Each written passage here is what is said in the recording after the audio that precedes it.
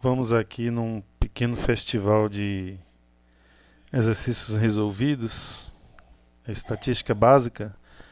Em estudos ambientais, a interpretação correta da probabilidade depende da compreensão dos elementos básicos que estruturam um experimento aleatório.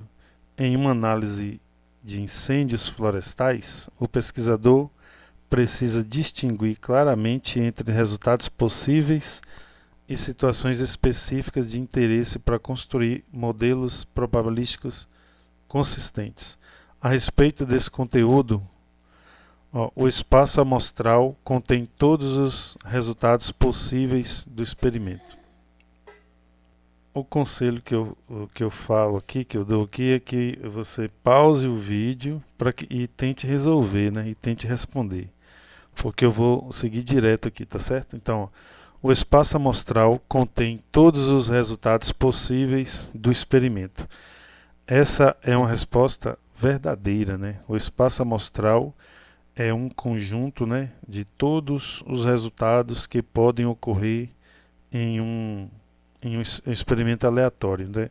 Se estivermos estudando, por exemplo, a intensidade de incêndios florestais, todas as intensidades possíveis fazem parte do espaço amostral. Beleza? Então a primeira é verdadeira. A 2 aí. Todo evento é um subconjunto do espaço amostral. Então essa é uma resposta verdadeira, né? Um evento é apenas uma parte do espaço amostral. Por exemplo, se a gente tem sigma contém todas as intensidades de incêndio, então o evento incêndio de alta intensidade corresponde apenas a uma parcela desse conjunto, né? Então, portanto, o evento está contido no espaço amostral. Questão 3. Um evento pode existir fora do espaço amostral se representar situação extrema. Então, essa parte 3 é uma resposta falsa, né? E eu vou explicar por que depois, mas vamos seguir aqui para o 4. 4. Um experimento aleatório é o processo que gera possíveis resultados, né? Então é a resposta verdadeira. O experimento aleatório é o procedimento que produz resultados incertos, né? Então, no material, um exemplo seria a ocorrência de incêndios florestais em determinadas regiões. Então, o resultado específico não pode ser previsto com certeza, mas os resultados possíveis são conhecidos. Então, essa é uma resposta verdadeira. A questão 5. O espaço amostral e evento são a mesma equivalência. Então, essa é uma resposta falsa, né? Falsa. Então, vamos voltar na questão 3. Um evento pode existir fora do espaço amostral se representar a situação extrema. Então, essa é uma resposta falsa, né? Nada pode estar fora do espaço amostral. Se algo estiver fora desse espaço amostral, então ele não foi considerado um resultado possível do experimento. E a questão 5. Espaço amostral e evento são conceitos equivalentes, né? Na verdade é falso. O espaço amostral é todo o todo, né? E um evento é apenas uma parte desse todo. Então então eles estão relacionados, mas eles não são equivalentes. Então para a gente entender direitinho aí, ó, os experimentos aleatórios, eles geram resultados, né? O espaço amostral são todos os resultados possíveis. Um evento é um subconjunto do espaço amostral e um evento ele nunca fica fora do espaço amostral. Então a resposta certa aí é a letra A, né? É a letra A. As questões 1, 3 e 4, elas são verdadeiras. Então, em programa de monitoramento florestal, diferentes variáveis são registradas para apoiar decisões técnicas. Algumas delas resultam de contagens, enquanto outras são obtidas por medições contínuas. Essa distinção influencia diretamente a escolha dos métodos estatísticos empregados na análise de dados. Então, pergunta. Aliás, assinale a alternativa correta. A altura das árvores é uma variável discreta. Não, é errada, né? A altura ela é obtida por medição, né? E ela pode assumir inúmeros valores dentro de um intervalo. Por exemplo, 10,2 metros, 10,25 metros. Portanto, ela é uma variável contínua. B. Número de foco de incêndio é uma variável contínua. Também está errada, né? Porque os focos de incêndio eles são contados, né? Então a gente tem 0 foco, 1 foco, 2 focos, 15 focos, né? Por exemplo, não existe 2,7 focos, né? Então, como se trata de contagem, ela é uma variável discreta. Letra C. Volume de madeira é uma variável discreta. Também está errado, né? Então, o volume ele pode ser medido e pode assumir valores decimais, como por exemplo 12,4 metros quadrados, né? Metros cúbicos, aliás. Então, é uma variável contínua. Letra D.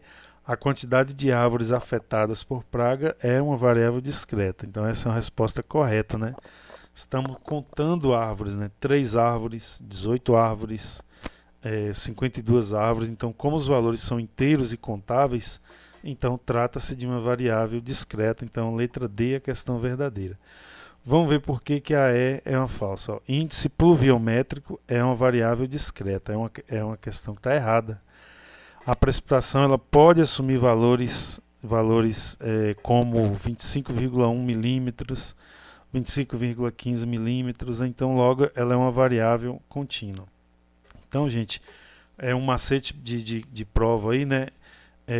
A gente sempre tem que se perguntar, eu estou contando ou estou medindo? Se eu estiver contando, é uma variável discreta. Se eu estiver medindo, então é uma variável contínua, tá certo? Essa distinção é muito importante porque mais adiante a gente vai precisar dessa definição na distribuição probabilística, né?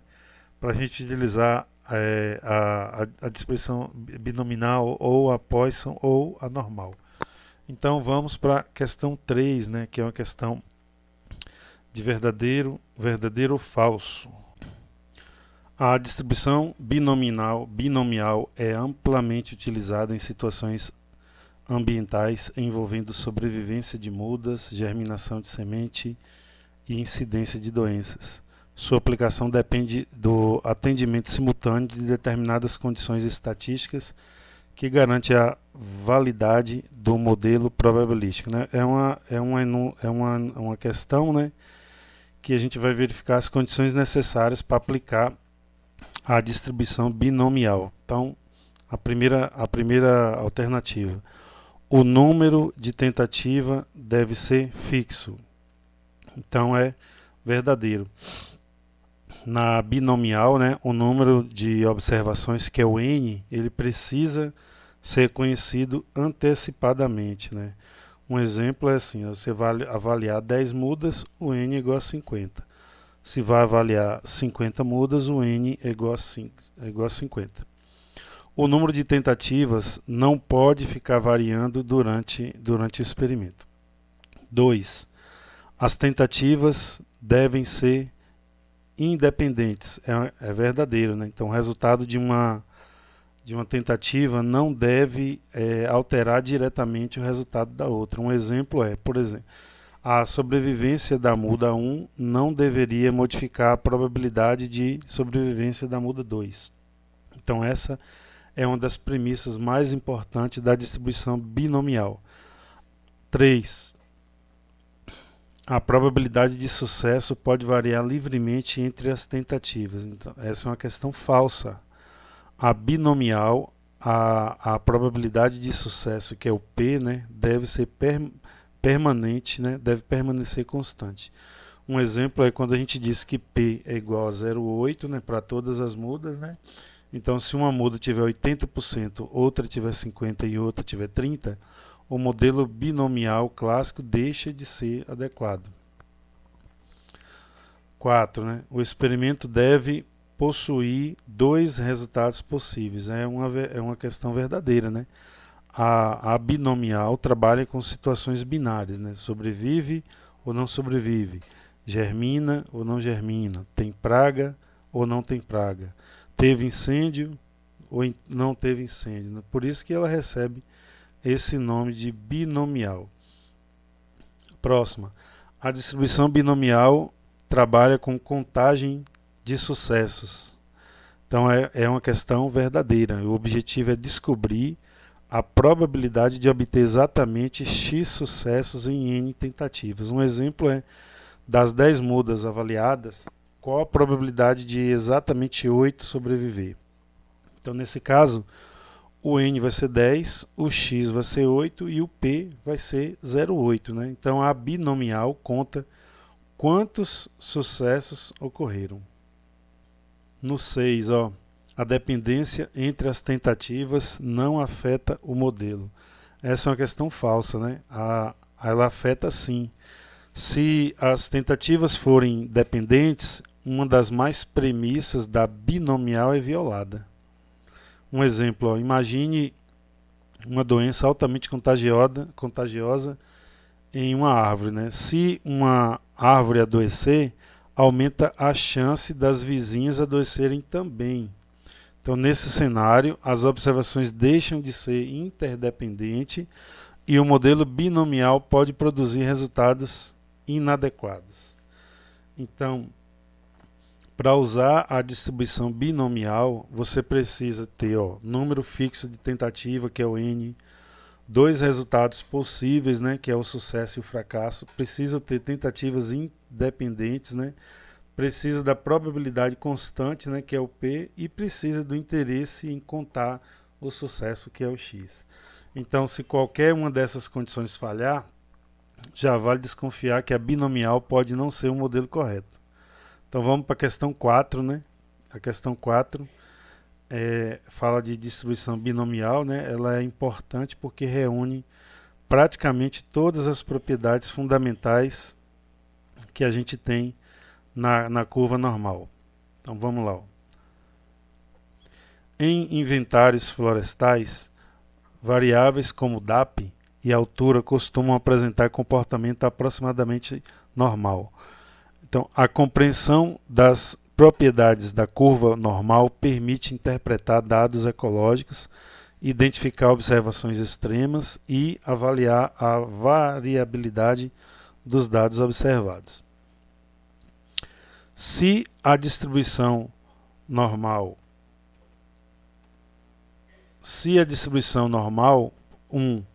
média, mediana e moda, coincide em uma distribuição normal perfeita.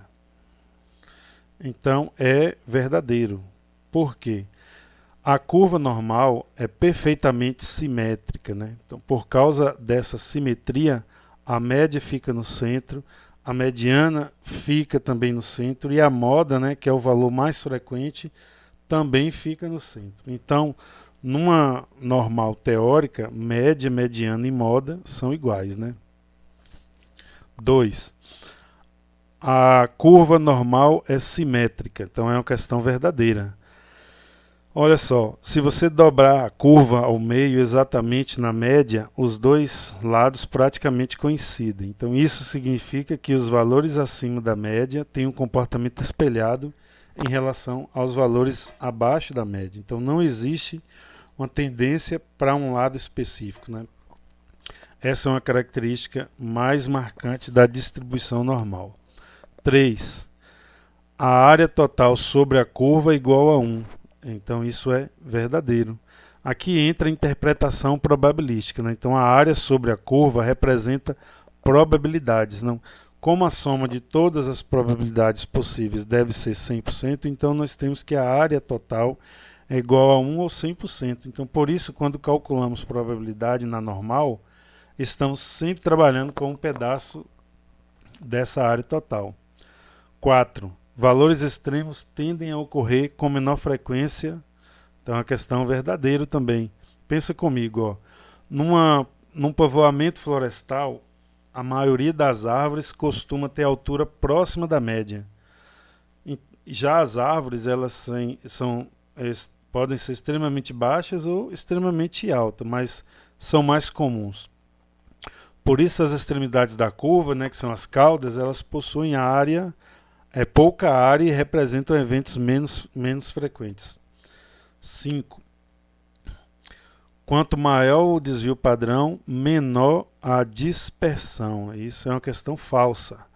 E é exatamente o contrário, né? O desvio padrão mede a dispersão dos dados, né? Quando a gente tem um desvio padrão pequeno, a gente tem dados mais concentrados ali perto da média.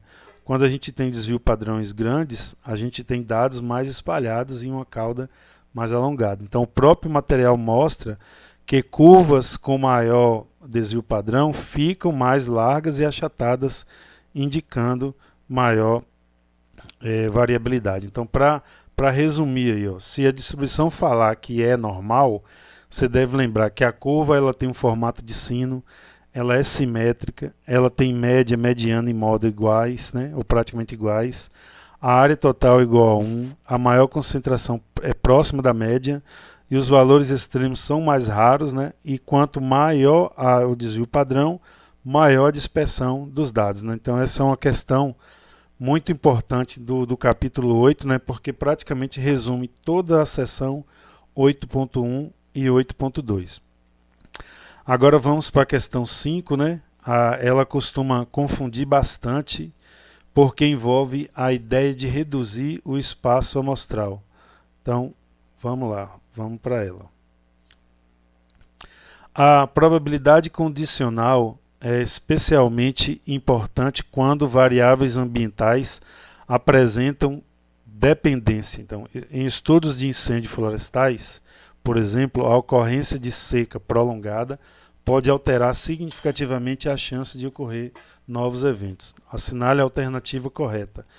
E nesse enunciado, resumindo tudo, né, ele está falando sobre uma interpretação da probabilidade condicional, né? E a gente tem o seguinte, né? A probabilidade condicional ignora informações prévias, né? Mas antes da gente analisar as alternativas, a ideia central da probabilidade condicional é qual a probabilidade de A acontecer sabendo que B já aconteceu. Então, quando recebemos a informação de B, que B ocorreu, né, deixamos de olhar para todo o espaço amostral original e passamos a olhar apenas para o resultado que pertence a B. E é exatamente isso que o capítulo enfatiza. Então, a probabilidade condicional elimina a incerteza, né, que é a questão da resposta da letra A, e que ela está errada, né? A probabilidade condicional ignora informações prévias. Então, ela não elimina a incerteza, ela apenas incorpora uma informação adicional. E ainda continuamos trabalhando com probabilidade, né?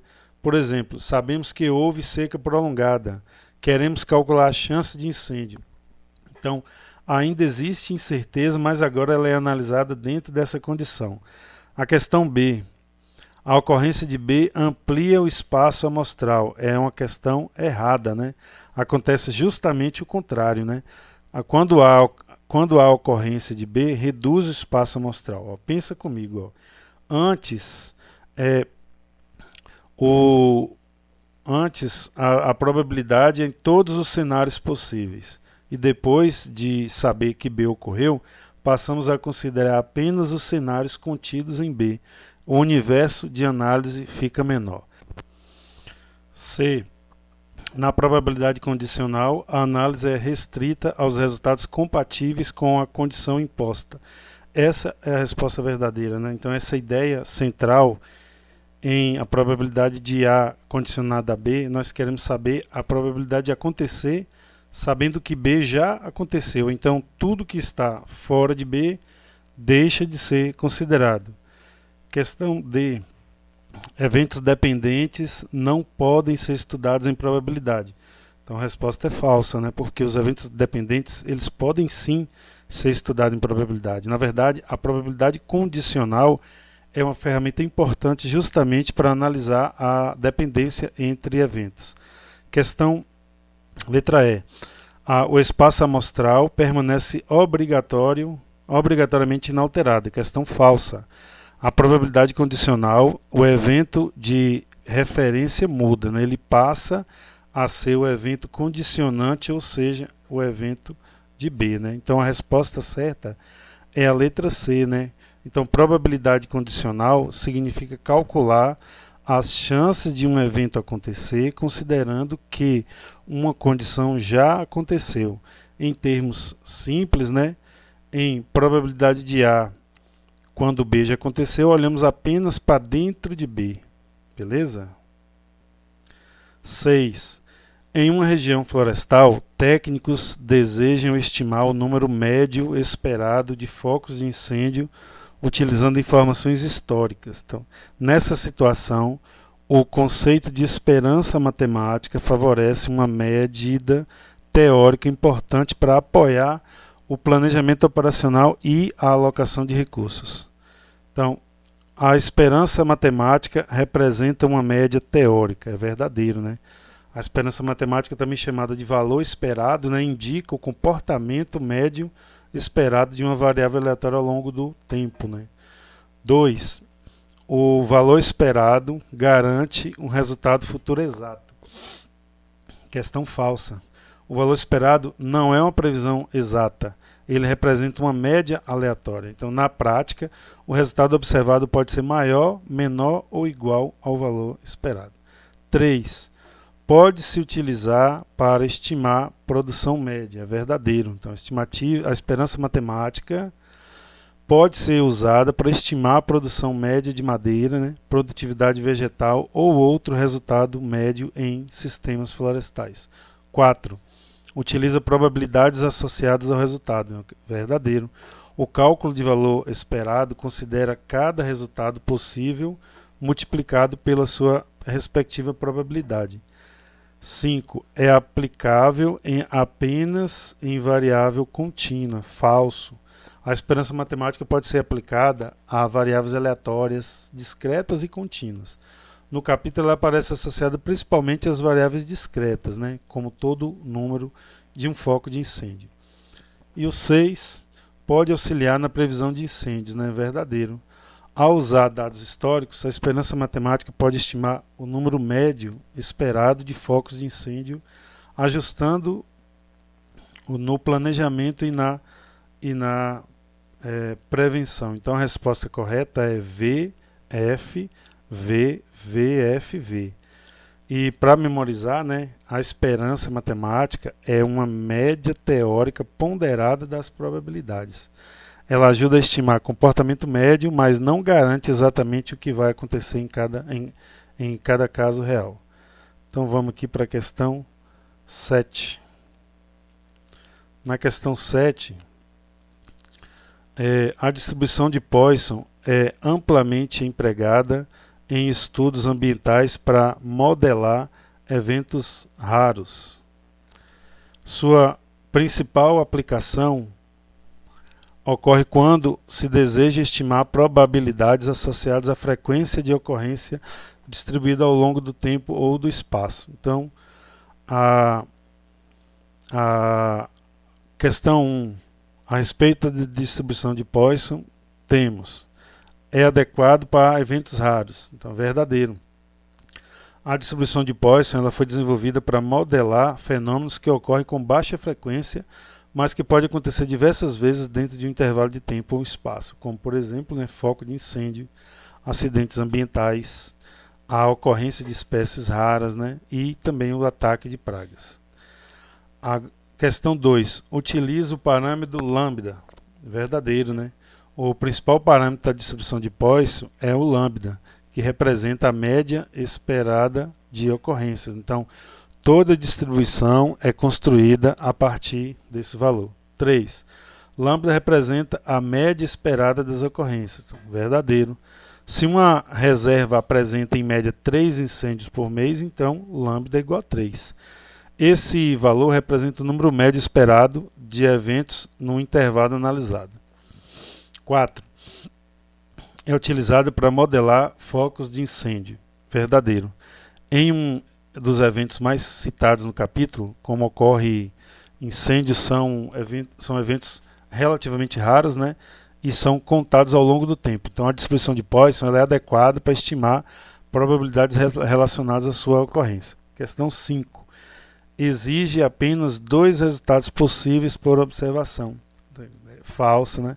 Essa questão de 2 resultados simples, ela é uma observação da distribuição binominal, né?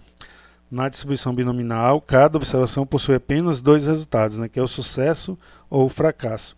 Na de Poisson, a gente trabalha com contagens de evento, ou 0 incêndios, 1 incêndio, 2 incêndios, 5 incêndios, 10 incêndios. Então não existe uma limitação apenas de 2 resultados. Então a resposta correta é 1, 2, 3 e 4. Então, só para memorizar, na distribuição binominal, o número fixo de tentativas, existe 2 resultados possíveis e uma conta de sucessos. Na distribuição de Poisson, acontece com eventos raros, ocorre contagens de ocorrência, usa o parâmetro lambda para representar a média esperada e é muito utilizada para incêndios, para praga e também para acidentes ambientais. Questão 8. A padronização estatística permite comparar observações obtidas em diferentes escalas. Em estudos florestais, variáveis como altura, volume e precipitação podem ser analisadas conjuntamente após transformação para a distribuição normal padrão. Então vamos lá. Assinale a alternativa correta. Score Z mede o número de desvio padrão em relação à média. É uma questão verdadeira. O score Z indica quantos desvios padrão uma observação está acima ou abaixo da média. Por exemplo, quando a gente tem Z igual a 0, a gente tem exatamente a média. Quando a gente tem Z igual a 1, a gente tem um desvio padrão acima da média. Z igual a menos 2, a gente tem 2 desvios padrão abaixo da média. Então essa é a principal interpretação do score Z. B. O score Z assume valores positivos, é falso, né? Então o score Z ele pode ser positivo, pode ser negativo e pode ser igual a 0. Mas o que a gente tem que saber? Que valores positivos indicam observações acima da média e valores negativos indicam as observações abaixo da média. Questão C. Score Z elimina a variabilidade dos dados. É uma questão falsa. O score Z não elimina a variabilidade. Ele apenas transforma os dados para uma escala padronizada, permitindo comparações entre distribuição de diferentes. Então, a variabilidade continua existindo. Questão D. A distribuição normal possui média igual a 1. Falso, né? A distribuição normal ela possui um padrão, né? Média igual a 0 e desvio padrão igual a 1. Essa é justamente a definição do normal padrão. A distribuição normal padrão possui desvio padrão igual a 0. É falso. Se o desvio padrão fosse 0, não haveria dispersão alguma. Então, na normal padrão, a média é igual a 0 e o desvio padrão é igual a 1. Então, a resposta correta é a letra A. E para memorizar, a distribuição normal padrão média igual a 0 e desvio padrão igual a 1. E na interpretação de score Z, quando Z é igual a 0, a gente tem valores igual à média. Quando Z é maior que 0, nós temos valores acima da média. E quando Z é menor que 0, nós temos valores abaixo da média. Então o score Z mostra a posição relativa da observação dentro da distribuição, medida em unidades de desvio padrão.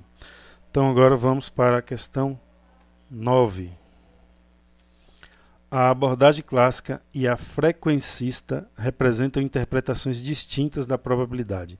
Embora ambas sejam amplamente utilizadas, cada uma apresenta aplicações mais adequadas dependendo das características do problema analisado. Questão ponto 1. Né? A abordagem clássica utiliza contagem de casos precisos. É uma questão verdadeira. Na abordagem clássica, a probabilidade ela é calculada pela razão entre os casos favoráveis e pelos casos possíveis. E a gente assume que todos os resultados possuem a mesma chance de acontecer. Um exemplo é lançar um dado, né? A probabilidade de sair 1 é igual a 1 caso favorável em 6 casos possíveis. Então, a questão é verdadeira. Na questão 2, a frequência depende das observações repetidas. É uma resposta verdadeira. A abordagem frequencista, né, ela estima a probabilidade observando um experimento muitas vezes. Então, quanto maior o número de repetições, mais estável tende a ficar a frequência relativa observada. 3. A clássica é necessariamente baseada em dados históricos, é uma questão falsa. Essa característica está mais associada à abordagem frequencista, né? Então, a abordagem clássica pode ser calculada teoricamente sem necessidade de dados históricos. 4.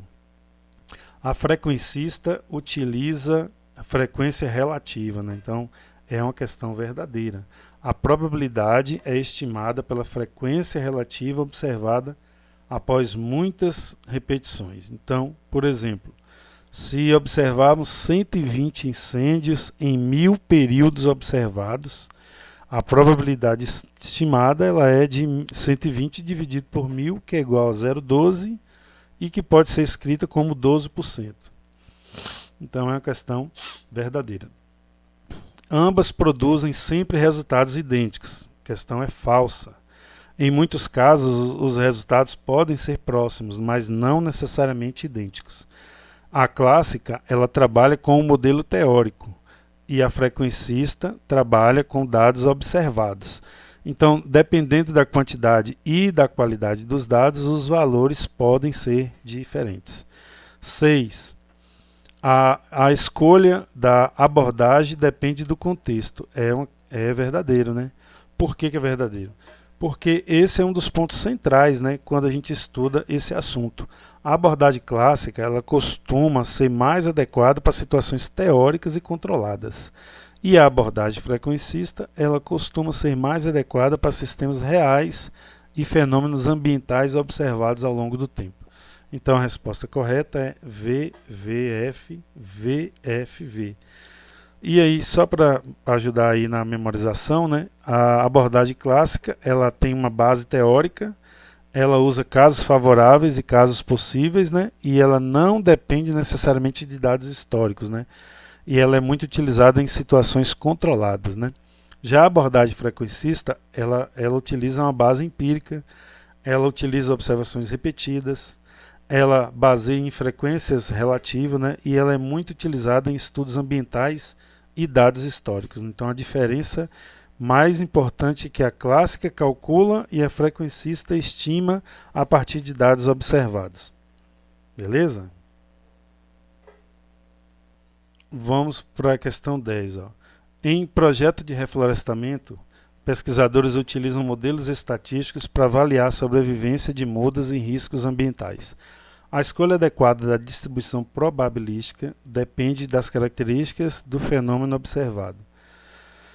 Questão 1. A sobrevivência de mudas pode ser modelada pela binomial. É uma questão verdadeira. Na análise de sobrevivência de mudas, cada indivíduo apresenta 2 resultados possíveis, né? Sobrevive ou não sobrevive. Então essa estrutura de sucesso ou de fracasso é exatamente a situação para a qual a distribuição binomial ela foi desenvolvida. 2. O foco de incêndio pode ser modelado por Poisson. É uma questão verdadeira. A distribuição de Poisson ela é utilizada para modelar eventos raros, né? E incêndio é considerado um evento raro. E esses eventos raros, né, que eles ocorrem ao longo do tempo e ao longo do espaço. Então, como o foco de incêndio são contados e normalmente possui baixa frequência de ocorrência, a distribuição de Poisson é bastante adequada para esse tipo de análise. Então, é a questão verdadeira. 3. Ambas as distribuições discretas. Verdadeiro, né? Tanto a distribuição binomial quanto a distribuição de Poisson, elas trabalham com variáveis discretas, né? Ou seja, os resultados são contagens. Então, número de mudas sobreviventes, número de incêndios, número de árvores infectadas. Então os valores possíveis são inteiros, né? Questão 4. Na binomial, trabalha com números fixos de tentativa. É verdadeiro, né? Essa é uma das condições fundamentais da distribuição binomial. Por exemplo, avaliar exatamente 20 mudas, testar exatamente 100 sementes. Então, o número de tentativa deve ser previamente definido. 5. Poisson utiliza taxa média de ocorrência. É verdadeiro. A distribuição de Poisson ela é construída a partir de parâmetros lambda. E esse parâmetro representa a média esperada de ocorrência em determinado intervalo de tempo ou de espaço. Por exemplo, lambda igual a 3 incêndios por mês. Lambda igual a 2 ataques de praga por hectare. Então, toda a distribuição ela é calculada com base nessa média. Então, a resposta aí é a questão A. Verdadeiro. 1, 2, 3, 4 e 5. Né? Todas são verdadeiras. Então, só para resumir novamente, ó, a distribuição binomial, 2 resultados possíveis, números fixos de tentativas, probabilidade constante e a gente conta sucessos. Um exemplo é a sobrevivência de muda, a germinação de semente, a presença de doenças, né? Então tudo isso a gente costuma utilizar a distribuição binomial para fazer o estudo o estudo aí no caso, né? Então vamos aqui para a questão 11.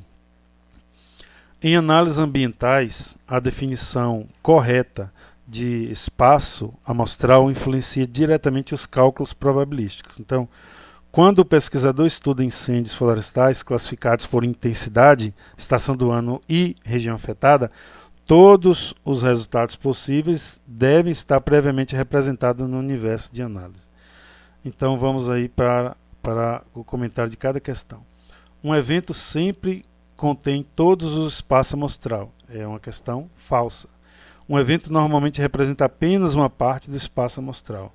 Por exemplo, espaço amostral. Todos os tipos de incêndios possíveis. Evento, incêndio de alta intensidade. Nesse caso, o evento é apenas uma parcela do conjunto total. O evento está contido dentro do espaço amostral, que nesse caso aqui pode ter eventos de N intensidades, né? E o evento de intensidade alta é apenas mais um dentro do espaço amostral. Então é uma questão falsa. Letra B. O espaço amostral corresponde ao conjunto de dados de todos os resultados possíveis. Então, é uma questão verdadeira. Essa é a definição formal do espaço amostral. O espaço amostral reúne todos os resultados que podem ocorrer em um experimento aleatório. É o universo completo da análise probabilística. Então, essa é uma questão verdadeira. O restante vão ver por que as respostas seguintes são falsas. Então, eventos não possuem relação com o espaço amostral. Questão falsa. Os eventos dependem diretamente do espaço amostral. Todo evento é definido a partir dos resultados existentes dentro do espaço amostral. Sem esse espaço amostral, não existe evento. Questão D. O espaço amostral contém apenas os resultados observados. É falso, né? O espaço amostral contém os resultados possíveis, não apenas os observados. Então, imagine, por exemplo, lançar um dado e obter o número 4. Então, o resultado observado foi apenas 4. Mas o espaço amostral continua sendo 1, 2, 3, 4, 5, 6. Então, ele inclui resultados que poderiam ocorrer, mesmo que não tenham ocorrido naquela observação específica. Questão letra E. O espaço amostral e experimento aleatório são sinônimos. Questão falsa. Então, são conceitos diferentes.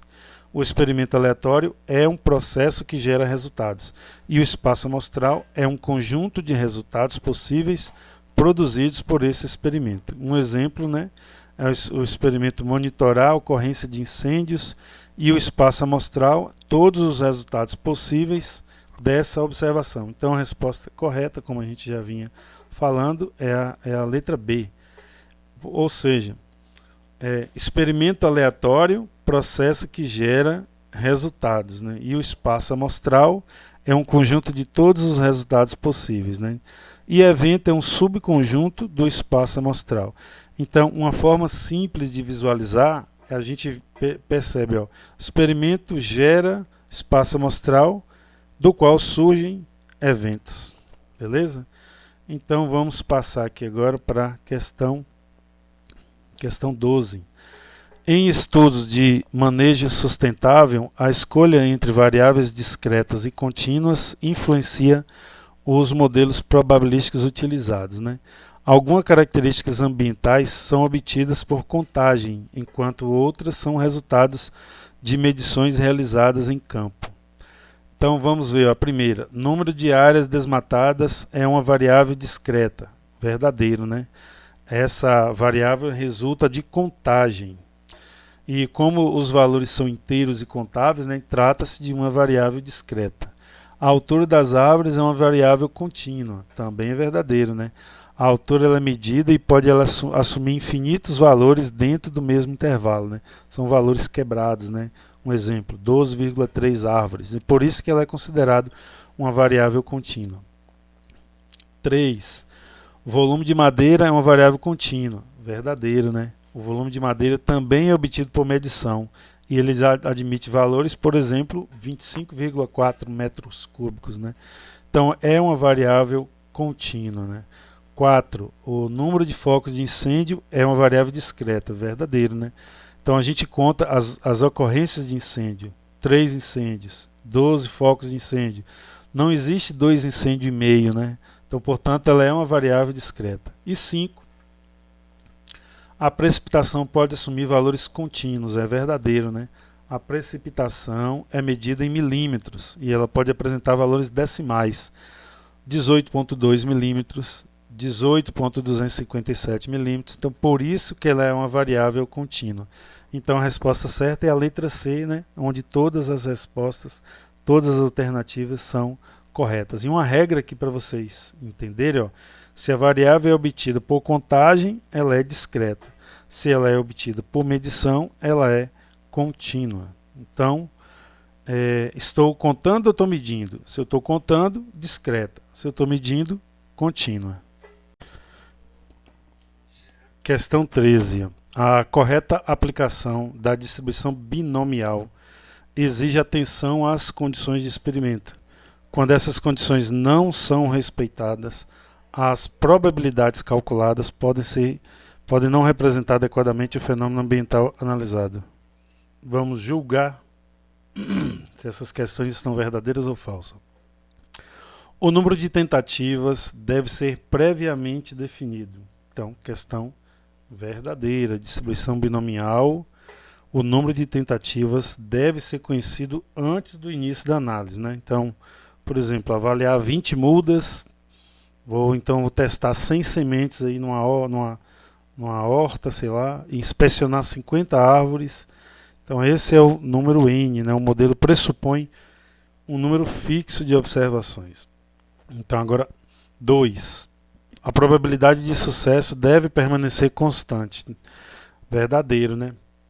A probabilidade de sucesso, né, que é o P, ele deve ser a mesma em todas as tentativas. Por exemplo, ó, se a probabilidade da sobrevivência de uma muda é 0,8, então o modelo considera esse mesmo valor para todas as mudas analisadas. Então é uma questão verdadeira. Questão 3. As tentativas precisam ser independentes. Então é uma questão verdadeira. O resultado de uma observação não deve alterar diretamente a probabilidade das demais. Então essa independência é uma condição fundamental da distribuição binomial. 4. O modelo admite mais de 2 resultados possíveis por tentativa. Então, questão falsa. A distribuição binomial trabalha com apenas 2 resultados possíveis para cada tentativa. A gente já falou isso bastante, né? Por exemplo, sobrevive ou não sobrevive? Germina ou não germina? Está doente ou não está doente? Então, se tiver 3 ou mais categorias de resposta, a situação deixa de ser binária. 5. Sobrevivência de muda pode ser estudada pela distribuição binomial. Questão verdadeira, né? Esse é um dos exemplos clássicos desse capítulo, né? Então, cada muda apresenta duas possibilidades. Ou ela sobrevive ou ela não sobrevive. Então, por isso que ela é binomial, né? E é por isso que a binomial é adequada para esse tipo de análise. E questão 6, né? A germinação de semente pode ser estudada por binomial, né? É verdadeira. Cada semente, né, também apresenta dois resultados possíveis, né? Ou ela nasce ou ela não nasce, ela germina ou não germina, né? Então, novamente, temos uma situação típica de aplicação de distribuição binomial. Então, resumindo a resposta aí, a gente tem V, V, V, F, V, V. Para a gente resumir, ó, a distribuição binomial ela tem número fixo de tentativa, ela tem dois possíveis resultados e não mais. Ela tem uma probabilidade constante, né, que é o P, e ela tem as tentativas que são independentes e tem o interesse em contar sucessos, né? Então, se essas condições estiverem presentes, a distribuição binomial é uma forte candidata para modelar esse tipo de problema. Beleza? Então vamos passar aqui para a questão 14. A distribuição normal constitui uma das fases da inferência estatística. Seu comportamento gráfico e matemático permite compreender como variáveis contínuas se distribuem em torno de valores centrais, auxiliando análises ambientais e florestais.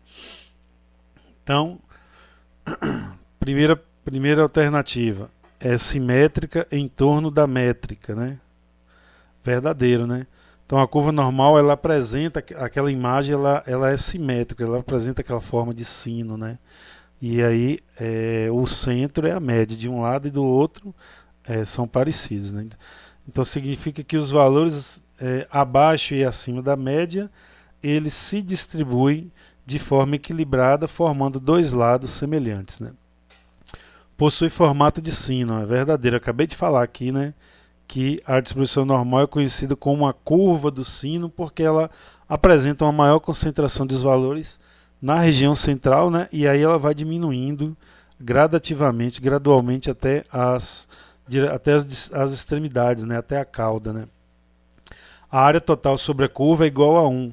Novamente é uma questão verdadeira. A área sobre a curva ela representa a totalidade das probabilidades possíveis, né? Então, como todas as probabilidades somadas equivalem a 100%, a gente pode dizer que a área total é igual a 1. 4. Valores centrais apresentam maior frequência. Verdadeiro. A distribuição normal, né? Os valores próximos da média, eles são mais frequentes. Por isso que a parte central da curva ela é mais alta do que as extremidades, do que a cauda. Então, a questão 5. Valores extremos tendem a ser mais frequentes que os centrais. Acabei de falar sobre isso, né? E é justamente o contrário. Então, essa questão é falsa. Na distribuição normal acontece o contrário. Os valores extremos são menos frequentes e os valores médios são mais frequentes, né? Os valores próximos da média eles aparecem com mais frequência, que é o normal aí para a estatística. Então, a nossa resposta é a resposta A 1, 2, 3 e 4, né? Então, só para a gente não deixar passar em branco aqui, a distribuição normal é uma curva em sino, né? Ela é simétrica em torno da média, ela tem área total igual a 1, e os valores centrais são mais frequentes e os valores extremos aparecem com menor frequência. Essa frase resume tudo aqui nessa questão 15, né? Então, vamos passar aqui agora para a questão 16. Na questão 16 temos o enunciado: a esperança matemática é frequentemente utilizada para apoiar o planejamento de ações ambientais. Apesar de representar um valor médio esperado, ela não deve ser confundida com uma previsão exata dos resultados futuros. Então, a esperança matemática corresponde a uma média teórica. Questão verdadeira. A esperança matemática, ela também é chamada de valor esperado, né? Ela representa a média, um comportamento médio que é esperado de uma variável aleatória. Então, a esperança matemática indica o resultado médio, né, que se espera observar ao longo de muitas repetições do fenômeno. Questão 2. Pode ser utilizada para estimar produtividade florestal. Verdadeiro. A esperança matemática pode ser aplicada, né, para estimar a produção de madeira, né, para estimar, por exemplo, o rendimento florestal, né, e também outros indicadores produtivos, né. Então, ela auxilia no planejamento quando ela fornece uma expectativa média dos resultados. Questão 3, verdadeiro. Ó. Pode auxiliar previsões relacionadas a incêndios. Então, novamente, né, a gente está utilizando a probabilidade e os dados históricos, né, e é possível estimar o número médio esperado de foco de incêndio em determinado período, né, e essa informação ela pode apoiar as ações de prevenção e de planejamento operacional. Questão 4. Garante que o valor observado seja igual ao esperado. A gente está falando de estatística. A palavra garantir em estatística é muito complicado de ser utilizada, né? Então essa questão é falsa. É um erro muito comum achar isso, né? A esperança matemática ela fornece uma média teórica, não é uma garantia. Por exemplo, ó, se você esperar, por exemplo, se o valor esperado de incêndio for 3 por mês, isso não significa que todo mês ocorrerá exatamente 3 incêndios, né? Em alguns meses poderá ocorrer 1, 2, 4, 5, né? A média é que é 3. Então essa questão é falsa. Agora a questão 5 depende da probabilidade dos resultados possíveis. Então é uma questão verdadeira. O cálculo da esperança matemática utiliza os valores possíveis da variável e suas respectivas probabilidades. Então a lógica é simples. O valor esperado é igual à soma dos resultados possíveis ponderados por sua possibilidade. Então essa questão ela é verdadeira. Então a nossa resposta aí é letra C, né? Questões corretas 1, 2, 3 e 5. E só para a gente memorizar a respeito da esperança matemática, né? A esperança matemática é uma média teórica, ela usa probabilidades, ela auxilia previsões e planejamento e também ela pode ser aplicada a incêndios, pode ser aplicada à produção florestal, pode ser aplicada a riscos ambientais em vários exemplos aí nessa área ambiental, em área florestal, nessa área biológica, vamos dizer assim. E ela não garante o resultado exato, né, que será observado na prática. Então é uma questão são relacionadas aí à esperança matemática, né, que nada mais é do que o resultado esperado. Na questão 17, nós temos enunciado, ó, em programas de monitoramento ambiental, a distribuição de Poisson é utilizada para modelar eventos pouco frequentes. Sua interpretação está associada à frequência de ocorrências observadas em determinado intervalo de tempo ou de espaço. Então, vamos ver, ó, o lambda representa a média esperada de ocorrência. Então, isso é verdadeiro. Na distribuição de Poisson, a gente tem esse parâmetro lambda, né? E ele representa o número médio esperado de ocorrências em um determinado intervalo de tempo ou de área ou então de espaço, né? Então, por exemplo, se a gente tem uma reserva e ela registra em média 3 incêndios por mês, então a gente tem que o lambda é igual a 3. Questão 2, afirmativa 2. A distribuição de Poisson é adequada para eventos raros. Verdadeiro, né? A gente acabou de falar isso aqui. O Poisson ele foi desenvolvido para modelar elementos que acontecem com base em frequência baixa, né? Mas essa frequência pode ocorrer várias vezes dentro de um período de observação. Aí, como exemplo, a gente tem incêndio, né? Tem ataque de praga, tem acidentes ambientais, espécies raras, né? Então são exemplos do que a gente pode utilizar na distribuição de Poisson, né? Questão 3. Foco de incêndio pode ser modelado por Poisson. Então acabamos de falar isso, né? É um dos exemplos mais utilizados que a gente tem na apostila. Questão 4. Ó, a ocorrência de um evento deve necessariamente causar o próximo, né? Essa questão aqui, ela é falsa, né? Dentro de estatística, a gente dizer que deve necessariamente é muito forte, né? A distribuição de Poisson, ela pressupõe uma independência entre os eventos.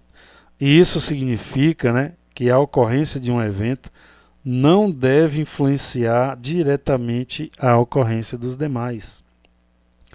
Por exemplo, um foco de incêndio contabilizado hoje, ele não deve, por definição, né, obrigar a ocorrência de outro foco amanhã. Tá certo? Aí a gente tem a questão 5, ó, a distribuição trabalha com contagens de eventos, né?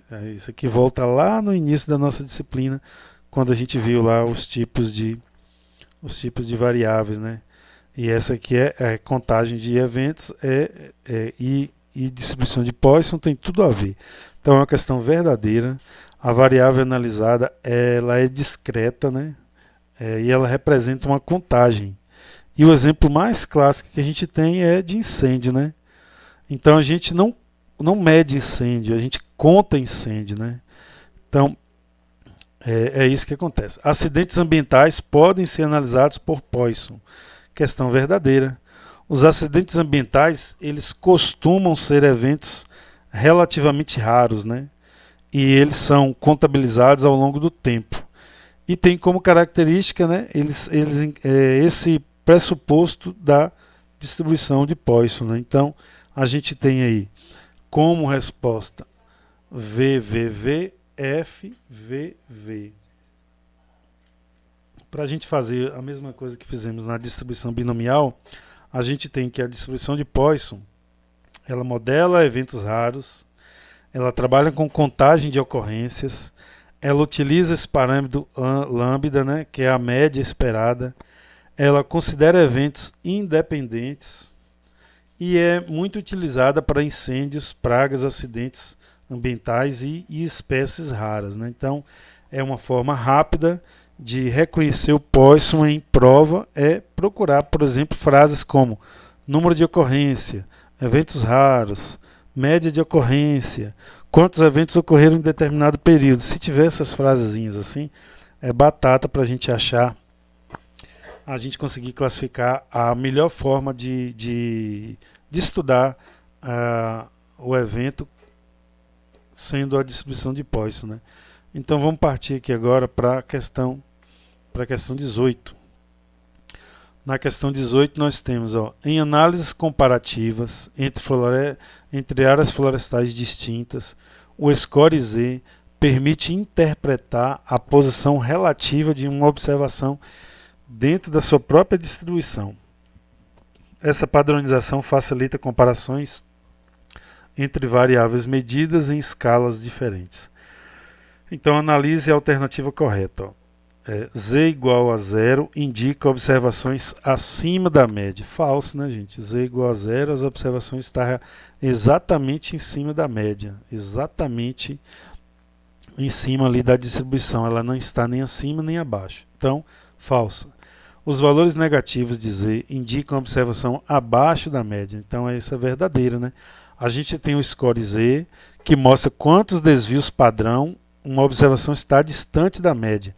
E quando esse Z ele é negativo, significa que a observação está abaixo da média.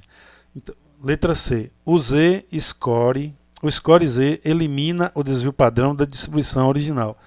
Falso, né? O score Z ele não elimina o desvio padrão. Ele usa o desvio padrão para transformar os dados em uma escala padronizada. E a ideia é facilitar comparações entre distribuições diferentes, né? D. Valores positivos de Z indicam observação abaixo da média. Falso. Os valores positivos de Z indicam observações justamente o contrário, acima da média. Por exemplo, se a gente tem Z igual a 1 ou a 2, significa que o valor está 1 ou 2 desvio padrão acima da média. Questão afirmativa é: o score Z só pode assumir valores inteiros. É falso. O score Z ele pode assumir valores decimais, como por exemplo 0,5, 1,2, menos 0,8, menos 2,3. Então a nossa resposta B nossa resposta correta é a B, né? E só para a gente memorizar o que nós estudamos aqui nessa questão 18, temos que Z igual a 0, o valor é igual à média. Z maior que 0, o valor é acima da média. E Z menor que 0, o valor é abaixo da média. Então o score Z indica a posição relativa de uma observação em relação à média medida em unidade de desvio padrão. Beleza? Então vamos passar aí para a questão 19, né? Para a questão de número 19 de 20, né? Temos 20 questões. Estamos quase acabando. Então, as abordagens clássica e frequencista na probabilidade possuem fundamentos distintos, né? A escolha adequada entre elas depende das características do sistema analisado e da disponibilidade de informações observacionais. Então, a abordagem clássica utiliza a razão entre casos favoráveis e possíveis. Então, essa questão é verdadeira, né? A probabilidade clássica ela é calculada dividindo-se o número de casos favoráveis pelo número total de casos possíveis. Então, a gente assume que todos os resultados possuem a mesma chance de ocorrer. Um exemplo é quando a gente lança um dado, né, no ar. Então a possibilidade de sair o número 1 ela é igual a 1/6. E essa é a sequência da abordagem clássica, né? 2. A abordagem frequencista utiliza frequência relativa observada. Questão verdadeira. A abordagem frequencista ela estima a possibilidade a partir de observações repetidas, e a probabilidade é calculada pela frequência relativa com que um evento ocorre ao longo de muitas repetições. Por exemplo, se a gente tem 120 incêndios em 1000 observações, a gente tem uma probabilidade estimada que é de 120 dividido por 1000, que é igual a 0,12 ou 12%. Então, questão 3. A clássica é baseada exclusivamente em observações históricas. Veja bem, isso contradiz a própria definição da abordagem clássica. A abordagem clássica ela é teórica e utiliza a contagem de resultados possíveis, não dependendo necessariamente de dados históricos. Então, o uso de observações históricas está mais associado à abordagem frequencista. Beleza? Então, essa questão é falsa. A frequência depende da repetição dos experimentos. Questão, antes de dizer se é verdadeiro ou falso, eu vou dizer o seguinte, a interpretação frequencista, ela só faz sentido quando o fenômeno pode ser observado repetidamente. E à medida que o número de observações aumenta, a frequência relativa tende a se estabilizar em torno da probabilidade do evento. Então ela é uma questão verdadeira. Beleza? Então a questão 5, ambas devem ser aplicadas de acordo com o contexto analisado. Então, esse é um dos pontos mais importantes do capítulo, né? Não existe uma abordagem universalmente melhor. A escolha depende da situação. Então a gente tem problemas teóricos e controlados, né? Que é melhor para a abordagem clássica. E nós temos fenômenos reais e observados ao longo do tempo, que é melhor uma abordagem frequencista. Então, essa é uma questão verdadeira. Então a resposta correta é a letra A, 1, 2, 4 e 5. Né? E aí, para a gente memorizar, né, a abordagem clássica ela é base teórica, a abordagem frequencista, base empírica. A abordagem clássica, os casos são favoráveis, né? São possíveis. E a abordagem frequencista, ela utiliza observações repetidas. A abordagem clássica, ela não depende de dados históricos, e a abordagem frequencista, ela trabalha com a frequência relativa. E a abordagem clássica, ela é muito utilizada em situações ideais, e a frequencista, ela é muito utilizada em estudos ambientais e dados históricos.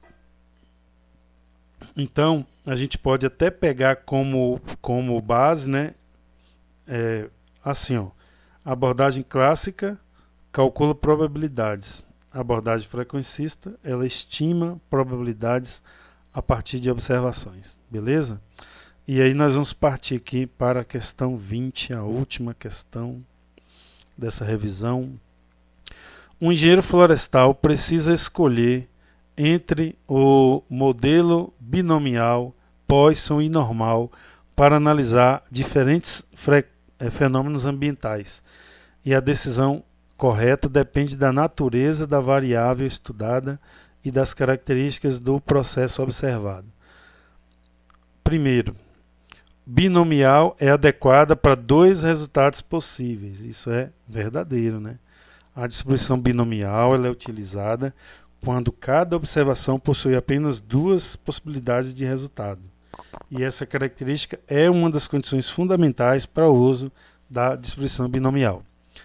Então, o Poisson modela eventos raros, né? Também é verdadeiro. A distribuição de Poisson é utilizada para analisar a frequência de eventos que ocorrem de forma relativamente rara ao longo do tempo e ao longo do espaço, né? Então, um exemplo disso são os focos de incêndio tão trabalhados durante as nossas aulas, né? 3.